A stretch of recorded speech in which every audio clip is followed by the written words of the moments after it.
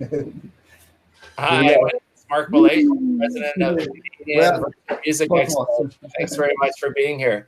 So I am going to now introduce you. I'm just going to make sure that everything's good and working properly, which I think it is. And I'm going to introduce everybody now. I'm going to introduce Michael Williams, who's going to introduce Chris, which is, I can't wait, Chris, to hear your story. So Michael Williams, take it away. And thanks very much for being here. Thank you for having me again, Mark. It's I remember when we used to do these things like outside, in a big hall and stuff like that. Now it's a lot more intimate. We're doing them at home with very special guests. This time around, a gentleman that I got to spend some time with. He's just a wonderful performer, a great guitarist, and a producer. And behind him, I think we should probably start this way, Chris. Yeah. Behind him is all of his instruments and a bunch of his toys. And being a studio guy myself on occasions, I always like to see the toys first. So if you're a musician, you're going to love this. Mr. Chris Birkett, how are you? Great to have you. I'm fine. How are you, Michael? I'm great, man. I'm happy to see you again. We did a little show a while ago. I think was it pre-COVID or? It was pre-COVID when we did a show with Kat. Yeah, that's right. That was absolutely fabulous, and she was great. I think it was so interesting to me because she presented herself the way that I thought a performer should. She had like 2 or 3 different bands playing with her, a jazz band, and then you played with her, and then she did the straight poetry thing. I thought it was absolutely brilliant. Yeah, well, I did actually a show during COVID, but it was like COVID, regulations on a pirate ship in the harbour, Toronto Harbour. There's a pirate ship down at the end of Bathurst Street near the community centre. It's in the little harbour there, and you can actually rent it. And I did an hour show. I went and did all the music for my Age of Awakening show that I'm working on. I actually played a whole show of that music while we're sailing around Toronto Harbour over to the island and everything. It's really nice. So, but we can only have 15 people because of the social distancing. But it worked really well. I mean, apart from that, I've just been doing my own online shows on Facebook Live every Wednesday. I do a little show around about 7:00 in the evening, and usually use the opportunity to play songs I've never played before. I did a whole show on the Beatles and whole show and about movie theme songs. I did the James Bond thing and lots of stuff like that. And then all the rest of the time, I'm playing new songs that I'm writing all the time. It's just COVID's been good for that for me. I used the time to do a lot of composing. So anyway, I've got a couple of exciting projects to tell you about, and then I'm going to give you a tour of the studio. My next, as you know, I had a band called. That's still on hold, but we can't play anymore. So that's kind of resting under the waves, so to speak. But I've been writing a whole bunch of songs for a project called The Happy Campers, and the Happy Campers they're songs that about Canadian society, but also global society. There's a song out right now, which is a Happy Camper song called "Tweet Me Right," which is about cell phone addiction. It's out there on the web. If you go to Chris Birkett tweets me right, as in tweet, you'll find it. But the album is going to be called Icky Cottage. We got a great rock song, and Icky Cottage is all about that nightmare cottage that you book for the summer, and you arrive and it's so dirty you don't want to take your shoes off, and you sleep with all your clothes on in the bed and stuff like that. So you got to check that the lyrics are so funny. I mean, I just finished the song, so I'm going to be playing that probably on Wednesday. This Wednesday on my Facebook Live show, I'm going to try some of the Happy Campers songs. So tune into that one. So I'll give you a little tour of my studio as you requested.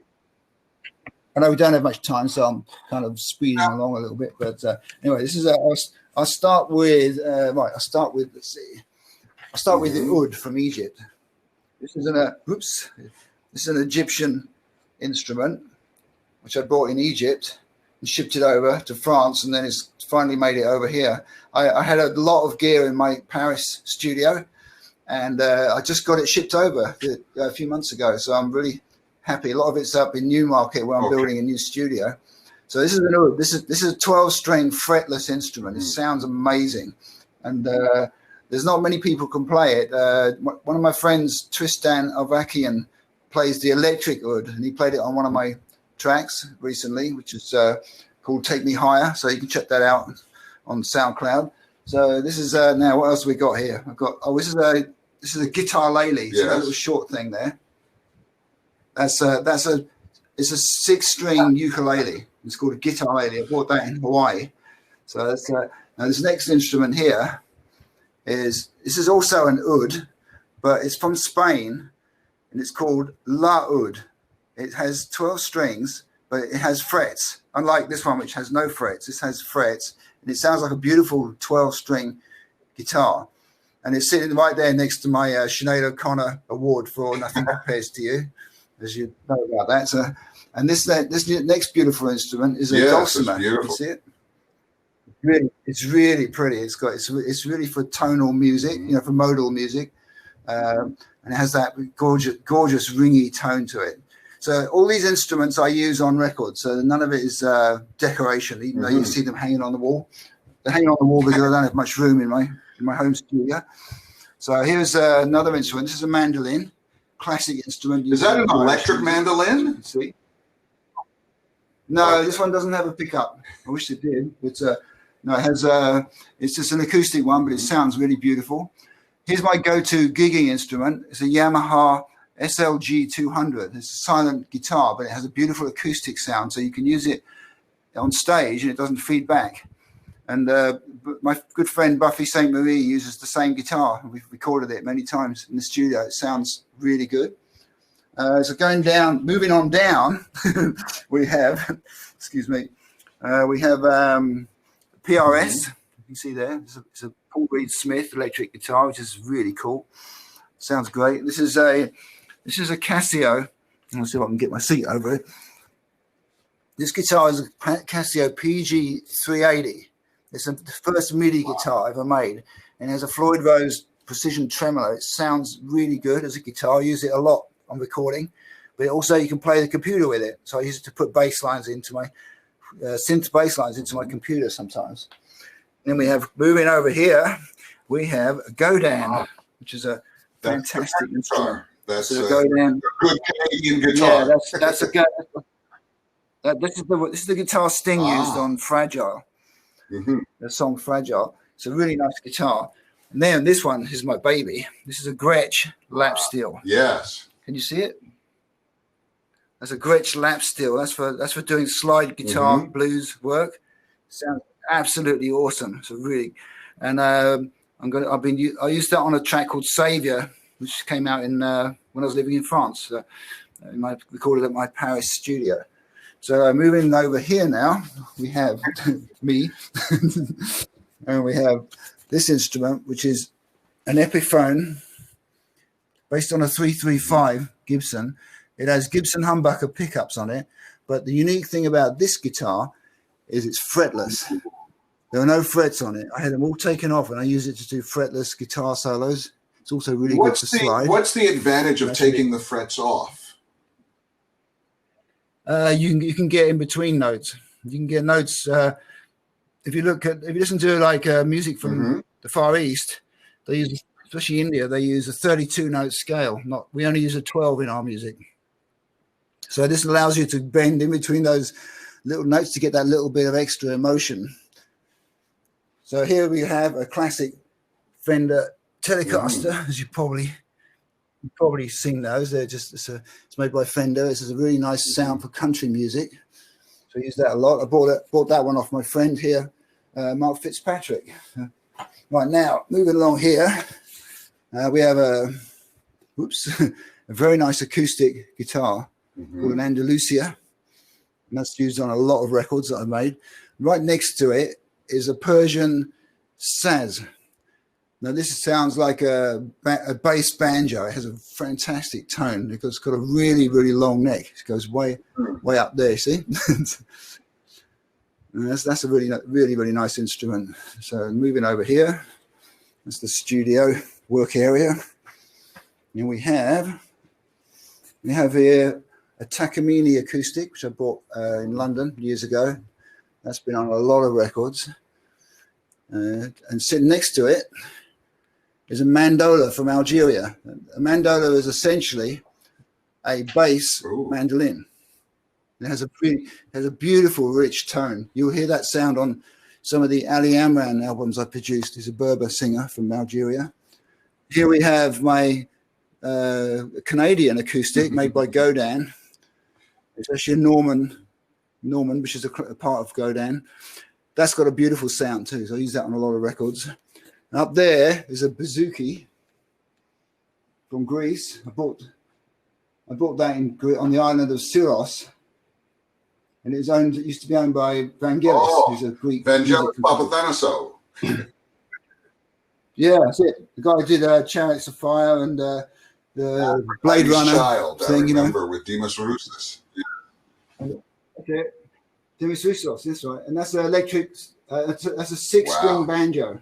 Yeah, beautiful. Really nice. And then there's lots of other things. There's percussion, there's darabukas from North Africa, djembes, congas, and we got all this stuff here. It's my little sanctuary there. There's a Tibetan singing bowl. I have a lot of those all wrapped up in storage, and a real cowbell. And there's my ATK bass.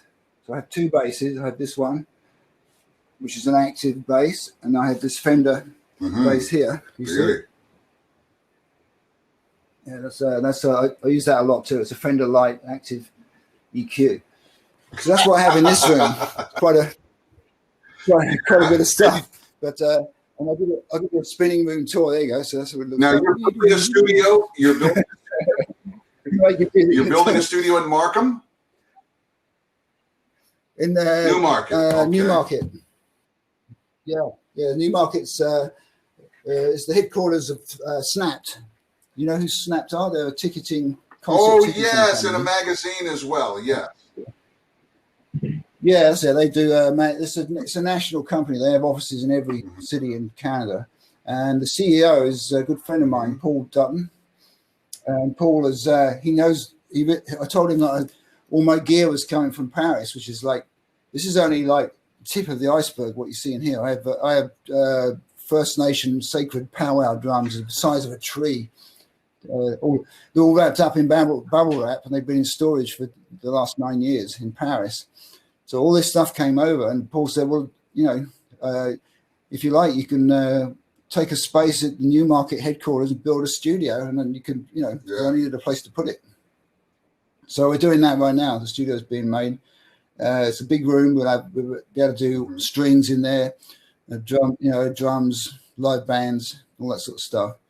And I'm putting in a brand new Pro Tools system in there once it's all wired in.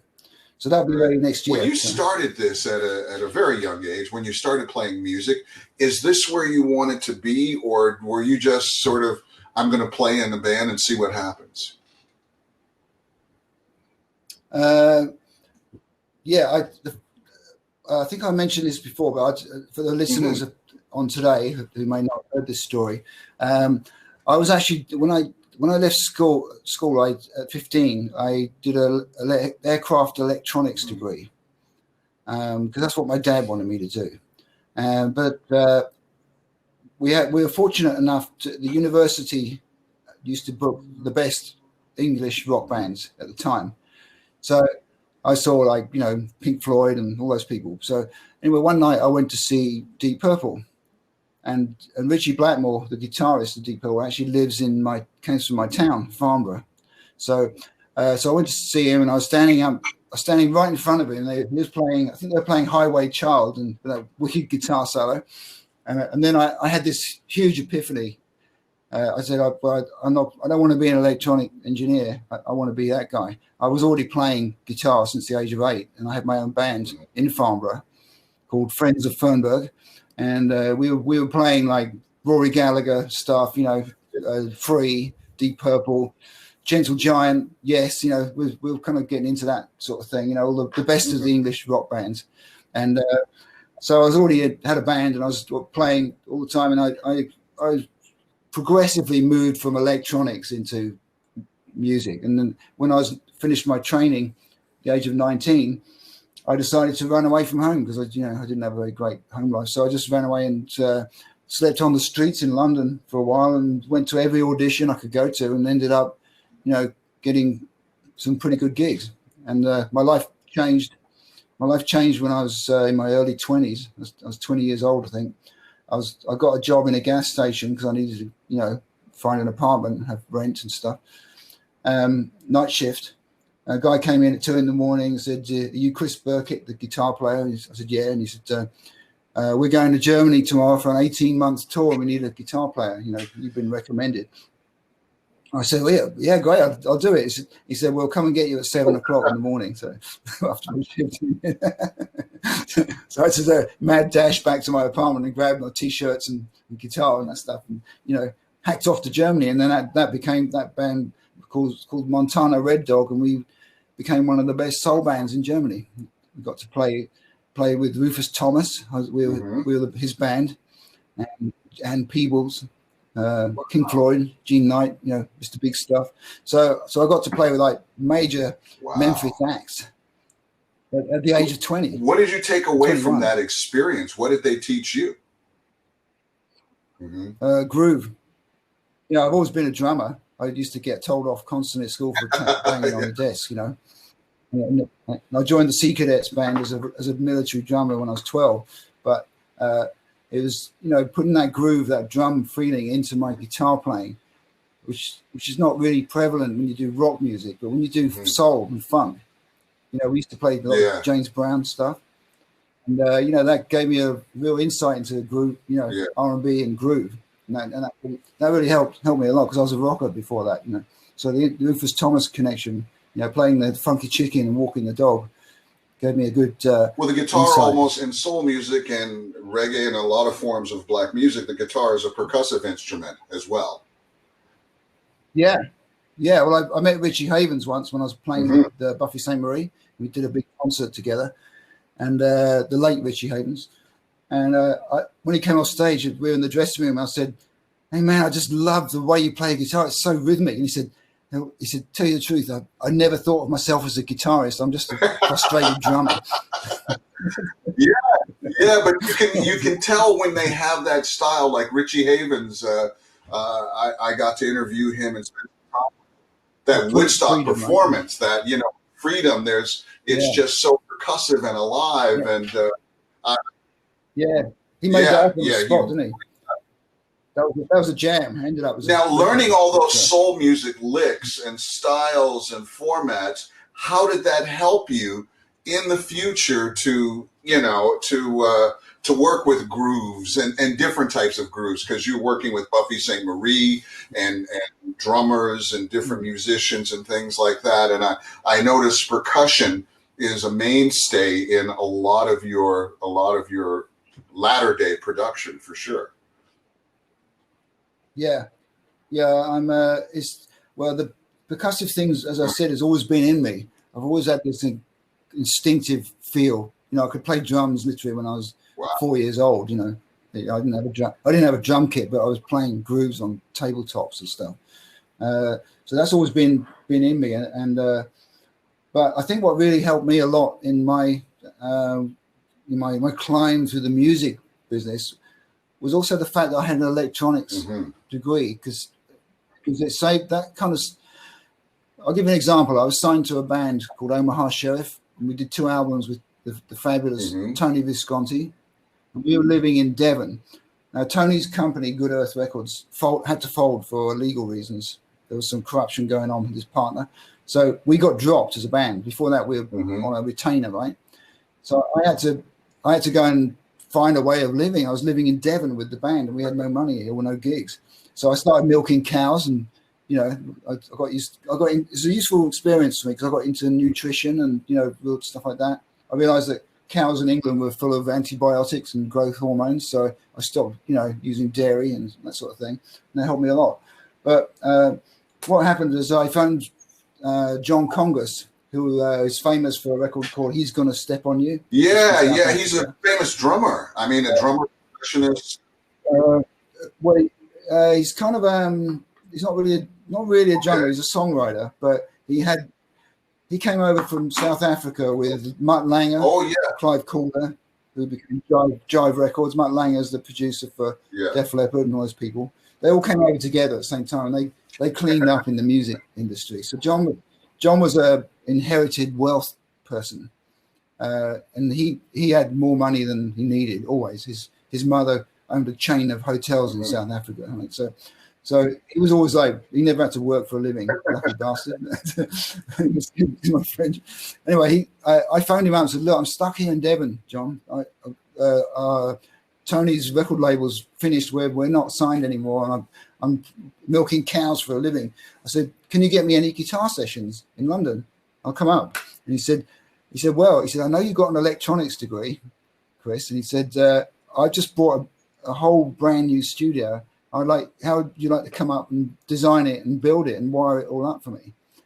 And I said, yeah, let's do it. And he offered me to stay at the studio. So I instantly had a place to stay in London. And the studio was called Tapestry Studios, and it's very famous. We did a lot of really big artists there. So the upside of that is that if it hadn't been for my electronics degree, I probably would have ended up being a farmer in Devon. That helped me. There's a bridge to help me get back into music business. But in the end, I was the chief engineer at Tapestry Studios. I built the studio and designed it and wired it and did everything, got it all working. And then John said, well, we haven't got an engineer. Do you want to do it? And I said, I've never done engineering. I don't know what tape. My first recording was with Dexy's Midnight Runners. I made a hit record called Gino with them. That's a horn band. When we recorded the horns, I recorded them on the wrong side of the tape, on the 24-track 2-inch tape, because I didn't know which way to put tape on in those days. So I was sweating buckets and learning really fast. But it kind of was. I don't believe there's any such thing as a bad experience. It's all experience is all good, whether you perceive it as good or bad at the time. It's useful. It's a growing situation. So that experience really helped me. And then I went on to program. I was the best programmer in England. It was before the days of MIDI. So John had a machine called a Fairlight, which is the first sampler instrument. It was 8-bit monophonic, and it was programmed by music composition language, which is like HTML. It's a very complex code you have to write in for every instrument you want to play. So if you want to put a kick drum beat on the second beat of the bar, you have to write in, decide how many divisions the bar is. Say it's 48, you put the kick drum in on 12 or 24. And then you have to write a number for the instrument, the code, where it's going to arrive. It wasn't like today. It's like today you just hit buttons and it's a piece of cake, But so I did all the drum track on the Pyromania album, Def Leppard. It's a 40 million selling album. I programmed those drums on a Fairlight computer because Mutt Lange wanted to use the latest technology for drums. So I had to get the drummer's ideas. He playing. To score it into music score because it had to be transposed from there to MCL, music composition language. So that took me 6 weeks of programming to get those drums in on that record. So that's all. So the reason I'm telling you these stories is because it's what appeared to be a useless thing that I did when I was a kid, which is electronics degree, actually helped a lot with my music, and I became very successful as an engineer and then subsequently as a producer. Because I was technical, but I was also very musical. So I understood both sides of the system. Well, we've got some questions here for you, a whole bunch of questions. And what made you move to Canada? Because you could have had a career every place from France to England. And just, I understand we got about 6 minutes left, so we're going to have to barrel through these. Okay, real quick one. Okay, I was playing guitar for Buffy St. Marie, and we had a gig at Massey Hall to celebrate the release of an album called Running for the Drum. Along with that album was a DVD, The Life Story of Buffy St. Marie. The lady that produced that DVD was Joan Prowse. We met in the green room at Massey Hall after the concert, the first contact, and we ended up getting married. So that's why I'm in Canada. All right. Well, what do you think? do you think? What do you think the future of Canadian music is going to be? Where do you think Canadian music is going?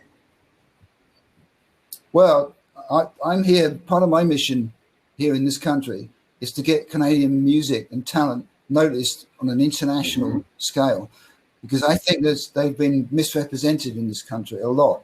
I thought that when I lived in Europe, I thought Joni Mitchell and Leonard Cohen were from America. I thought they were from LA.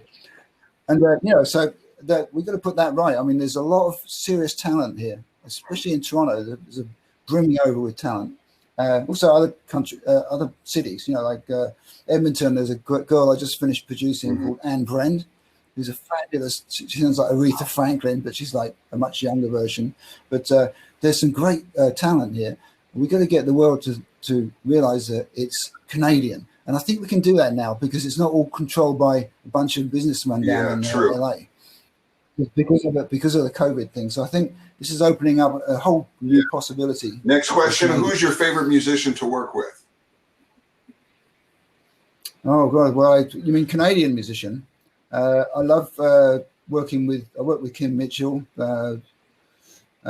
Rick Emmett played on my Be Creative album, my debut album here when I arrived in Canada. He's adorable, fantastic guitar player. Bill King is one of my favorite keyboard players. Some good, really good drummers. Gary, I can't remember his name now. There's a few people I've been working with on a series of albums I've been doing with David Bray. He's a Canadian songwriter. I've been co-producing some records with him, and I've met Colin Linden. I've worked with some awesome Canadian musicians, and I'm really happy. Colin used to live in the building just upstairs. Yeah, he lived. Yeah, he would have been my neighbor. Yeah, exactly, and mine. I used to live there. We got just a couple of minutes left, so the Sinead O'Connor story and that whole thing becoming a hit. Give it to me. Oh yeah, okay. Well, nothing compares to you. I was working on. I mixed a couple of tracks of Lion and the Cobra for Ensign Records, which is run by Nigel Grange, who became a really close friend, and we worked a lot together. So Sinead and liked the sound that I did on the mixes. So when it came to do the I Do Not Want What I Haven't Got album, which contained the single Nothing Compares to You, she started it off with Nelly Cooper, but after 2 days, the relationship was not working. Sinead walked out of the studio. The label phoned me up and said, "Look, can you take over the production on this record?" So I did the whole album and the single and all the mixing and recording for the whole thing, which turned out to be Nothing Compares to You. It turned out to be a massive song. There's lots of Sinead O'Connor stories. We don't have time to tell on this. We'll have to fill that in. Plus, you mentioned to Mark that we should come back and do a session on internet audio because you've really become quite an expert with that. Yeah, I'm very happy to help any musicians out there get the best sound they can possibly get, and I can tell them how to do that. So, let's do a whole thing on that, and we can get people to listen in, and we can improve the sound of the online performances. And just to finish off here, your show that comes on every week. It's on Wednesday, and at what time? Eastern time. 7. Facebook Live 7 o'clock Eastern time. 7 p.m. till 8. I usually do about an hour show. Featuring this week's show is going to be all songs from the Happy Campers. It's a new project I'm working on. So you'll hear Icky College, and if you go to the web after this interview, go to YouTube, go to Chris Birkett, Tweet Me Right. That's the video. That's one of the Happy Campers videos. It features Turbo Street Funk, who's a band I produced recently. They're playing on it. And we're playing at the Rivoli with that song. And also, while you're on the web, check out my latest artist video called Wake Up. It's a call to action.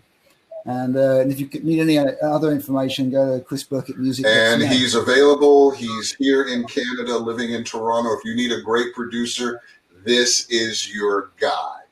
Chris Birkett. Mark, thank you very much for getting myself and Chris in here. So we've got to come back and do the whole internet sound thing.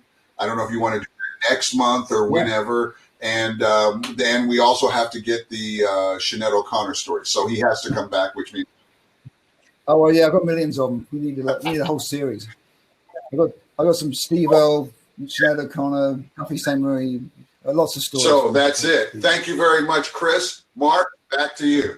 Michael, Chris, great story. My wife wanted me to tell you that her favorite song of all time is "Nothing Compares to You," and you love Prince, and anyways, so she wanted me to round that out and just say thanks for putting it together. Oh, thank you. Well, it's the only song I've ever produced which I didn't put a bass on. Is that right? Wow, that's fantastic. Which is funny because bass is my thing, right? I just love bass lines, but it didn't need a bass line, so we just left it off. Is there a bass line on Prince's version? Is there a bass line on Prince's version? I'm wondering. I've heard Prince's version. It's nothing like the version we did. It isn't. But same words, but completely different. Because I know he does "When Doves Cry." He had no bass on that, and what's wonderful is when we don't know. You tell us that, and we go, "Really?" Because you don't feel it. Yeah. No, it's all right. Well, I used a big old fat kick on it, so that helps a lot. But one of the things about that record is that it was a one-take vocal. So Sinead didn't really like it. She got bored in recording studios. She couldn't stay for more than a couple of hours, so she came in and sang that song in one take, and then did a immediate double track, which is perfect. I don't know how she did that. It's incredible, and that's it. That's how that song was one of the fastest records I've ever been a part of. That's fantastic. Well, thanks very much for both of you for your time. And yeah, definitely, Chris, we'll have to have you come back and talk more about all these different areas. And like you said, if anybody wants to reach out to Chris about the internet quality, I mean, it's spot on. I mean, that is to dream for, the internet quality that you have, which Michael referenced as well. So next up, Michael X Krusty is on in about 15 minutes or so on the main stage. We have a number of performances and sessions going on right now. All you have to do is just click on the sessions button on the left-hand side. You'll be able to see some of the sessions going on. Fantastic performances. Just spend the time, support Canadian music. It's a great time to hear some new content even before they become mainstream. So thanks again to Michael and Chris, and stay there, guys, and we'll be back soon. Thanks so much. Thanks. Okay.